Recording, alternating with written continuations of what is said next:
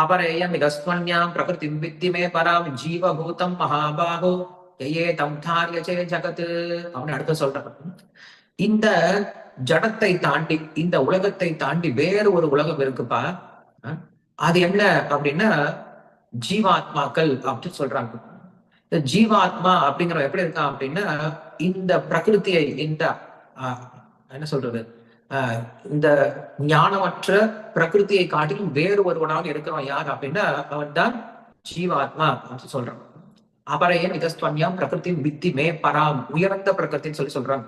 So பகவானுக்கு ரெண்டு வகையான சக்திகள் இருக்கு. என்னென்ன சக்திகள் இருக்கு அப்படின்னா, ஒன்று அஜித் சக்தி, இன்னொன்னு சித் சக்தி அப்படின்னு சொல்றோம். அஜித் சக்தி அப்படின்னா பகவானுடைய இந்த பிரகிருத்தின்னு சொல்லி சொல்லக்கூடிய இந்த ஜட உலகம், படைக்கப்பட்ட எல்லா உலகத்தையும் என்ன சொல்றோம், அச்சித்னு சொல்லி சொல்றோம். அதற்கு என்ன கிடையாது, சித்தம் கிடையாது, அதுக்கு உணர்வு கிடையாது. இதுக்கு பேர் அச்சித் அப்படின்னு சொல்லி சொல்றோம். அடுத்தது என்ன அப்படின்னா சித் அப்படின்னு சொல்லி சொல்றோம். சித்துனா யாரு, ஜீவாத்மா. சோ பகவானுக்கு இந்த ரெண்டு சக்திகள் எப்பயும் இருந்துட்டே இருக்கும். என்னது, அச்சித் சக்தி அப்படின்னு ஒண்ணு இருக்கும், அதுக்கப்புறம் சித் சக்தி அப்படின்னு ஒண்ணு இருக்கும்.